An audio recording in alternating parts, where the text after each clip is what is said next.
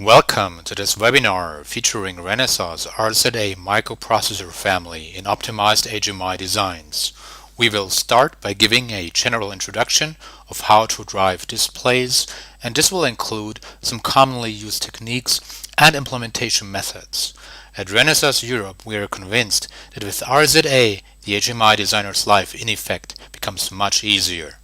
At the same time, the purchasing department will take delight in reduced system costs facilitated by an optimized BOM. My name is Stefan Zank and I will be the presenter of this 30-minute webinar. I am part of Renesas microcontroller and microprocessor solutions team based in Munich, Germany. This will be the agenda of today's presentation. We start by giving information on RZA, the best of two worlds. We will continue with some introduction to HMI technology. We will talk about the standard approach of HMI design, and then we follow on to the RZA optimized approach of HMI design. We will talk about advanced hardware features of RZA for HMI specifically, and then we conclude with an update for tools and software. Renesas RZA is an embedded microprocessor which in terms of usability and performance is positioned right between highly integrated and easy to use microcontrollers and high-performance microprocessors with external memories. The RZA combines the advantages of both classes and is the best of two worlds, so to speak. For many people, the distinction between microcontrollers and microprocessors is just about integrated flash memory, where microcontrollers have embedded flash and MPUs don't. However, microprocessors and microcontrollers actually differ in more aspects. Microcontrollers have very high digital and analog peripheral integration, as well as high-density embedded RAM and flash, which belong to the most important parameters of scalability next to performance. To offer exactly the right price performance point for any application is absolutely required in the microcontroller space, which is the reason for the generally big microcontroller portfolios of several hundred devices per family.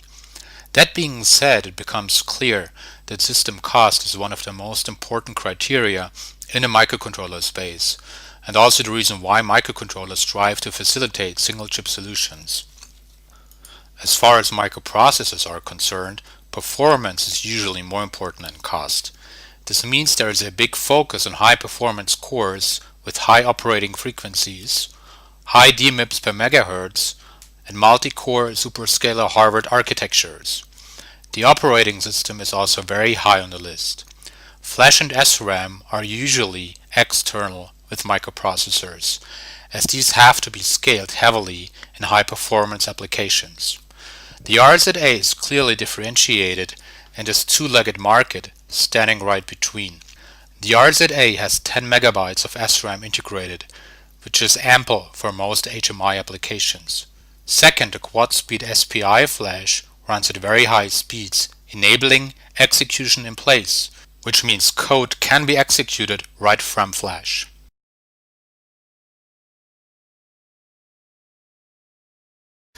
Images to be shown on a display are always stored as raster images in RAM.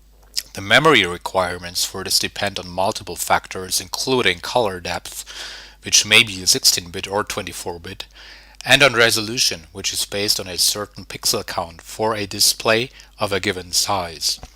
The following calculations depend on the type of implementation.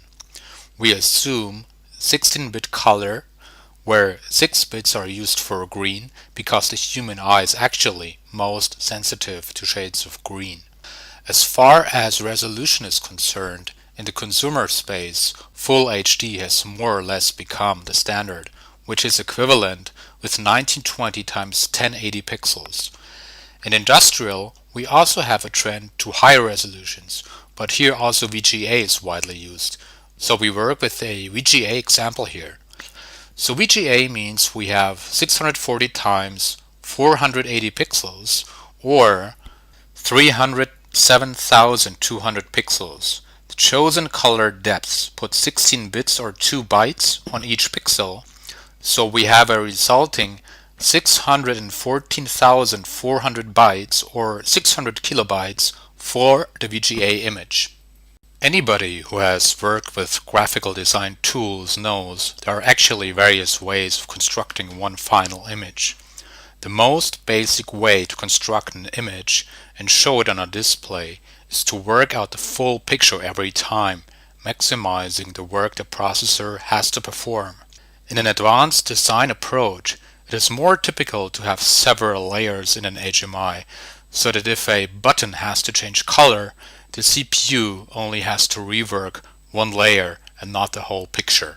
Let's assume our HMI design requires some background, a couple of buttons, and one or two graphs. This would mean we have a VGA-sized background layer of 600 kilobytes, an additional button layer requiring only 150 kilobytes, and an additional graphs layer also taking 150 kilobytes. This would lead to a total memory consumption of 900 kilobytes for the total composition. And again, this is obviously bigger with higher resolution or higher color depth. Next to layering, in order to improve the quality of the HMI, you need to implement double buffering. In computer graphics, double buffering is a technique for drawing graphics that show no or less flicker, tearing, or other artifacts. With double buffering, all drawing operations store their results in some region of system RAM. Any such region is often called a back buffer. When all drawing operations are considered complete, the whole region is copied into the front buffer. Assuming a single buffer size of 900 kilobytes, double buffering obviously doubles the required memory to 1800 kilobytes. The good news for you as a customer of Renesas is that no matter if you design a low-end, mid-range or high-end user interface, Renesas has the right components for your implementation. This starts with RL78 in the low end, which is perfectly suited for segment LCD implementations in metering and medical device implementations. For medium resolution graphics running on RTOS, RX provides you with a very scalable and flexible solution. And in the high end, our RZ family opens the door to Linux and RTOS-based implementations, making use of OpenVG 1.1 and H.264 encoding. As is true with most things, there's a standard way of doing things and a non-standard way. The standard way is usually the way that pops into your head first, because it's based on the trodden path. However, going non-standard can give you the extra edge, and all that is required is sitting down for a minute and evaluate the new approach. Today we want to introduce you to a new approach in HMI design that provides you an extra edge in time to market, ease of implementation, and total system cost. A good part of HMI designers want to speed up their total project time by using ready frameworks running on Linux and differentiate by focusing on their application. By so doing, they automatically are faced with performance limitations inherent to their current platform. On top, the goal is to maximize reuse from past projects and implement fast prototyping. With these ground rules set, the path to the new design seems clear. Choose a Linux implementation, running Qt, and make reuse of past projects, stuff that's sitting in existing folders and cabinets. The advantages of such a project relying only on the past are clear, and every designer values the concept of reuse. The disadvantage, however, is that free software often still means high integration cost later on, and your BOM may be overkill for what you're trying to implement. Let's have a look at what a standard strategy will cost you on the hardware side. The fact that you've chosen a standard microprocessor means that you have DDR memory, which will cost about €3 depending on what your volume is, but it also needs 1.8 volt power supply, and it needs several external resistors and chicken food to support it. So then we have the situation where the microprocessor is very likely in a BGA package. The DDR is in a BGA package, and this means that we need a multi-layer PCB. And the multi-layer PCB can actually cost quite a lot, depending on how big your board is. Let's run the numbers. Having DDR RAM plus passives consumes roughly €3.70. Implementing the three required voltage levels of 1.8 volt, 1.2 volt, and 3.3 volt consumes roughly 45 cents, 50 cents, and 20 cents respectively. In addition, the standard NOR flash will consume something like 50 cents. All in all, the cost incurred for this implementation amounts to €5 35 plus the cost of the microprocessor plus the cost of the multilayer PCB. The final problem with a standard solution is that you can't control the costs of the system. As we saw before, these standard decisions have led us down a path where we now have to purchase DDR memory. This is a graph of the DDR price taken from DRAM exchange over the course of 2013 and 2014. As you can see, there is about a 45% price fluctuation over 1 year. The sum total is that your costs are high and uncontrollable on a product which has cost you a lot of extra engineering effort for integration and due to complexity of design.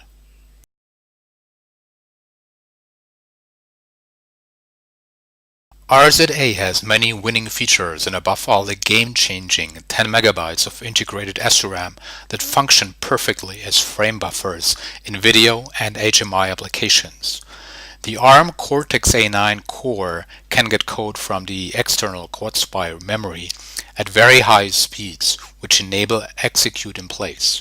This means a 3-chip solution becomes a 2-chip solution, minimizing your BOM. The RZA can actually drive 2 LCDs at the same time at WXGA resolution, no external LCD controller required. The outstanding performance is provided by 1000 DMIPS of the ARM Cortex-A9 and the advanced 5X internal memory bus for concurrent transfers of code and buffer information without performance bottlenecks. RZA also has advanced features like single and double precision floating point compliant with IEEE 754, a 2D graphics engine compliant with OpenVG 1.1, and 10100 Ethernet MAC, among others. RZA microprocessors come with 3 megabytes, 5 megabytes, and 10 megabytes of integrated SRAM. For the smallest part with 3 megabytes, you have a selection of 176-pin QFP or BGA package, or a 208-pin QFP package. Please be aware that in all cases the pitch is 0.5 millimeters. RZA1H and RZA1M are fully code and drop-in compatible and come in a 256-pin BGA or QFP or a 324-pin BGA package. Looking at the vastly simplified solution that is possible with RZA, it becomes clear that BOM cost drops sharply with RZA. We don't need DDR RAM and we don't need support components for it. We do not need 1.8 volt power supply to power DDR RAM either.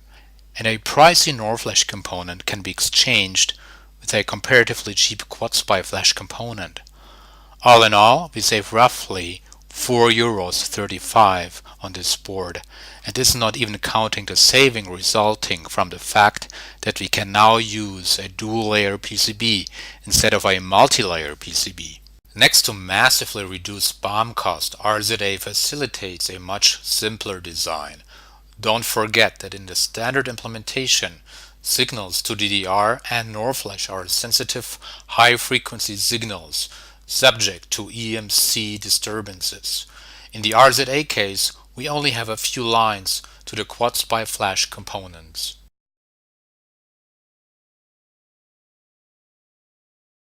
Let's remember what we have learned in the HMI intro in the beginning of the presentation. What are the operations we have to execute to come to the final image that will be displayed? We have to combine multiple layers that contain background, button, and graphics information. Second, we have to implement double buffering to avoid flickering and tearing using a back and front buffer. And we generally require enough RAM for the raster information to be stored. All this is implemented in hardware on RZA.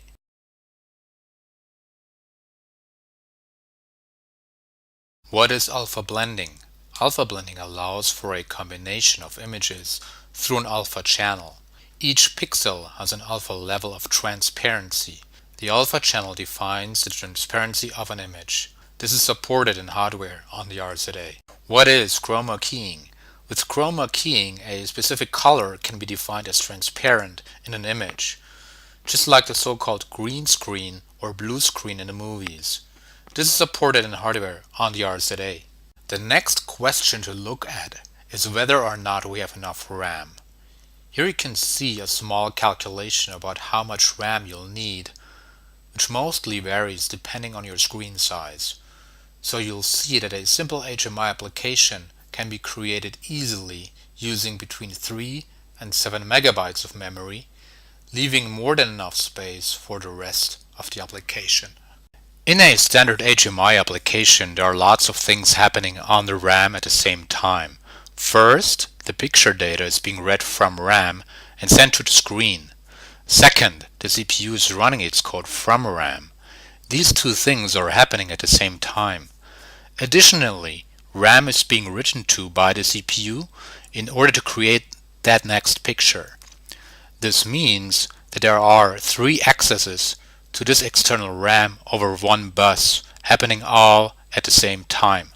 Wouldn't it be just better and faster if this RAM was internal? With the RZA it is, and the RAM is in fact split into 5 separate blocks, and there are 5 separate buses for those blocks, which means the CPU can read code from one block at the same time as writing the next picture into the RAM, and the current picture can be read out and sent to the screen. All of this happens at the same time and without any blocking of RAM or bus. This means the RZA provides much more performance than other MPUs even running at much higher frequencies. We are now coming to the final section of this presentation, which is an update on tools and software. Very importantly for HMI customers, we have just released the Display Kit. So this solution kit enables engineers to quickly evaluate and demonstrate the leading HMI tools in the industry, accelerating their prototyping and decision-making process. The new displayed RZ HMI solution kit is based on Renesas RZA1 family of embedded microprocessor devices. The solution kit also includes the RZ development board, a WVGA screen, compiler, debugger, and IDE, everything engineers need to start their HMI development once they have selected the HMI software they require. The solution kit also includes third-party evaluation HMI demos from IS2T, which is a Java virtual machine-based implementation, Test Giuliani, which is a very nice user interface, Sega MWin, Express Logic, and then also Renesas sample code. Renesas' new Stream It kit enables designers of advanced security and multimedia applications to develop scalable systems with the shortest time to market, reduced component count, and optimized PCB footprint.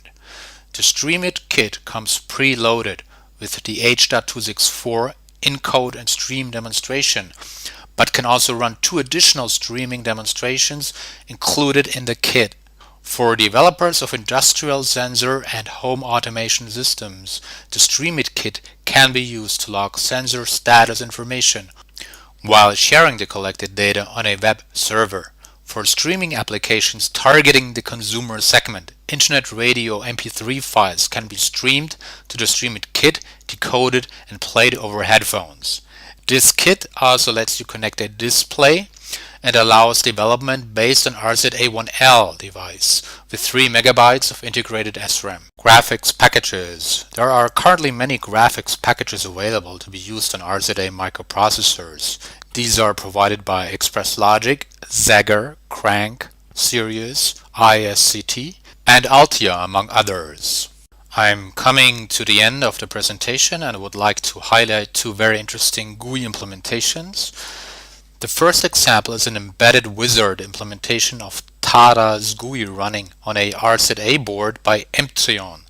The solution runs Linux as well as a lean GUI framework inside 10 megabytes of integrated SRAM. You can check this one out on YouTube by searching for Emptreon and Tada. And the second solution is a Crank GUI application running on an XRP Linux by Timesys with very good responsiveness. Very nice demo. Please have a look. So I hope all this information highlighted the flexibility and scalability of RZA-based HMI applications that allow cost-optimized RTOS-based microcontroller-type GUI implementations, as well as Linux-based implementations with or without QSPI memory. So with that, we are coming to the end of the presentation. Thanks a lot for your time, and always think RZ. Thank you very much. Bye-bye.